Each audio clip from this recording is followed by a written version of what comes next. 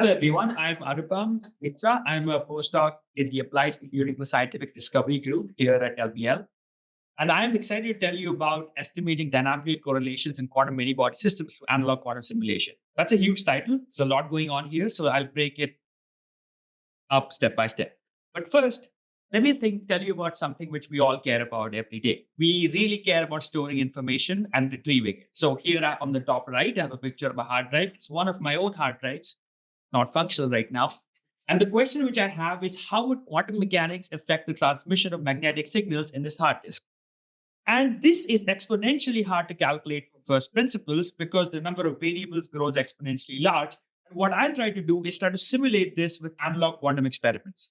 So for that, we'll make a simplified model of a hard drive, which is a two-dimensional array of tiny magnets, like shown in the bottom right. And here the information is stored as a configuration of spins. We write information by applying magnetic fields, so it changes the spin configuration, and we read information by detecting the spin configuration by reading the magnetic field of these spins. Okay, so we'll stick to the simple model for now. So in this problem, what we are really interested in is spin transport. And in fact, spin transport plays a key role in magnetic information storage, especially in our toy model here. And the question that we will primarily be interested in is, what are the resonant frequencies and what are the nature of these resonances? And in particular, these things would determine the speed and reliability of reading and writing information. So for that purpose, I have one equation here, which is really a commutator of an time evolved operator A evaluated at time t and an initial operator P evaluated at initial time and the expectation value of that. This is the dynamical correlation that we want to measure. And because we're interested in resonances and frequencies, we will care about this as a function of frequency. So what I'll try to do over the next few minutes is try to set up a way of calculating this using an analog quantum simulation. Now, in addition to spins and understanding potential quantum hard drives, dynamical correlations are important for many other quantum systems as well. For example, transport properties. I told you about spin transport. We can also talk about energy transport, whether it's diffusive or ballistic. It's also useful to understand gluon scattering and angle resolved photoemission spectroscopy, RPS, which is done routinely here at ALS. So what we want to do is study chi of omega as a function of frequency. Now I'm going to take a detour and tell you about neutral atoms. So neutral atoms are a scalable platform for quantum simulation and quantum computation. In particular, I have these individual circles, which represents an atom. Atoms are much smaller than that. And each atom carries a spin. Remember the spins that we talk about? So each of these atoms represents one of those spins. They're not exactly the same spins in the hard drives, but they kind of represent them. And one of the major advances in recent times is the ability to take a bunch of these atoms and rearrange them to any 2D geometries using light, typically using optical tweezers and optical lattices. So we could make pairs of atoms on the top right. We could make a triangular lattice like on the bottom left. And we can also make a square lattice, which is as in the bottom right, which is what I'll tell you about. Okay, but first, let's talk a little bit about spins. So the orientation of a spin, remember I showed you spins pointing different directions, maps very well to a two-level quantum system, which is often visualized on the sphere here, which is called a Bloch sphere. And the North Pole and the South Pole are the two configurations, spin up and spin down, which map very well to the two states of a two-level quantum system, which we call a qubit, which is both a unit of quantum information and a building block for a quantum computer. So now let's see what we can do with this. So if I have a longitudinal field along the z-axis, which is, I call that longitudinal, then the spin would precess about the z-axis as shown here on the left sphere. And the lowest energy configuration would be when the spin points along the magnetic field, which is what we see when we take a compass, put it near a magnet. If we have a transverse field along the x-axis, which is perpendicular to the z-axis, now the spin would precess about the x-axis. And the lowest energy configuration would be the spin pointing along x. This, by the way, is what we call the ground state. Now notice that this configuration actually is a superposition of two quantum possibilities of the spin being up and down with an amplitude of 1 over square root of 2. This is the quantumness that comes into this problem. In fact, this is a quantum superposition of two different possibilities. But let's make things more complicated. What if I have two spins? Well, they interact with each other. They talk to each other. Each spin has a magnetic field, which the other feels, and they could align with each other. And if we have a the spins have a tendency to align, then we have ferromagnetism.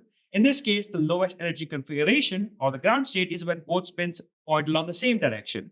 I have 4 different configurations down at the bottom here. The 2 on the left are not very interesting, but the 2 on the right are actually quantum entangled states. These are the kind of things that give quantum phenomenon the richness that we don't see in classical phenomena, and that is why we are trying to build quantum computers to explore them. I could have the opposite situation where the spins don't want to align, they want to anti-align. That leads to antiferromagnetism. And again, I also have the possibility of having quantum entangled states. Now, coming back to our atoms, if we have 2 atoms, we have a van der Waals interaction between them, which scales a lot over r to the 6, where r is the interaction distance between them. And this allows us to actually create antiferromagnetism in our neutral atom arrays. Okay, so I told you a little bit about these spins. Let's actually look at what happens when I put a large assembly of these atoms together. So now if I put a square lattice like I advertised before, depending on how strong the transverse field is, I could either have a paramagnetic ground state where all the spins, like on the left, want to align with the magnetic field, or I could have an anti-ferromagnetic ground state where they want to anti-align with each other and they don't really care as much about the external magnetic field. And somewhere in between is this quantum phase transition. And this is something which we can easily explore with our neutral atom arrays, and I'll tell you a little bit about how we do that. But first, let's talk about the star of today's show, which is really our dynamical correlation. So we may have forgotten about it. So I have it on the top right, chi of t, and we really want to calculate it in the frequency domain. And for that, we have a very simple idea using the linear response formalism. The idea is you poke the system and measure its response and you assume that the response is proportional to the perturbation. So if you just take the response, divide by the perturbation, you get the linear response estimate to chi of omega in the frequency domain. So in order to do this, we have this idea where we prepare the ground state of the system, like on the bottom left, then we perturb it with some function eta of t, which is our perturbation, and the operator b, which remember is the initial operator in our correlation function. Let it evolve when the spins get all kinds of strange configurations, and then we measure. This is a quantum experiment, so the act of measurement actually affects the state, and quantum entanglement does play a role. But let's see how we do this in practice. So here I'm just zooming into the perturbation part. So I have my atom array on the left. I apply a perturbation as I've shown there. And the way we do it is we apply a perturbation by the transverse magnetic field along the x-axis. So initially, note that the first stage is the quasi-adiabatic state preparation, where I try to approximate the ground state of the system. And then after that, we apply this frequency selective perturbation, which tries to look at the response of the system at certain frequencies. And while we do that, we measure. So this would implement the quantum algorithm that I talked about in the previous slide. So here is an example of how this works. So I have a couple of plots here. The top row represents the perturbation applied in the transverse field. Notice that I have gotten rid of all the other fields here. And the bottom row is the response of the system. In this case, the system is small enough so I can simulate it. So I have the training wheels of a classical simulator showing me the solid line, which is what I would predict from a classical simulation.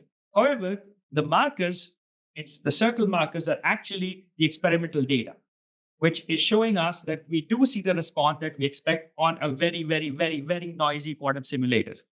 Note that the expected oscillations are seen in the hardware, but they're slightly damped. So we are getting something. But things get interesting when we look at this in the frequency domain. So if I just do a Fourier transform from the previous picture to this one, what I see is I do get the frequency response peak that I expected from my classical simulation in my experiment that I see. And these actually correspond to energy differences from the ground state for this system, which are shown by these dashed lines there. So we do see a smaller peak from the hardware, but the spectrum is good enough that we can see this. Okay, so with all of this, let's stitch our different perturbation frequencies together and try to calculate chi of omega. And here is what I do, where we sweep the perturbation frequency from left to right, from smaller to larger frequency. And initially, we don't see a response. Then we see a slight response, and the response goes away as we cross resonance. So we do find a resonance near 6 megahertz, which corresponds to an expected resonant frequency of the system. And let's put this to some use. Remember, I talked about phase transitions. So if we look at the resonance frequencies as a function of how strong the longitudinal field is to the transverse field, which I have on the bottom row, we see that the resonance frequencies tend to go to zero on both sides, which is suggesting that there is a quantum phase transition, which is often seen by the resonance frequencies going to zero. In fact, this is the paramagnetic to antiferromagnetic phase transition that I alluded to. Okay, so I told you about our method to estimate dynamical correlations for analog quantum simulation. We looked at a signature of a quantum phase transition, and maybe in the future we can do virtual experiments, study quantum transports, and design better quantum enhanced hard drives. And I want to thank all the wonderful people I've worked with and the agencies that have funded and supported my research. Thank you.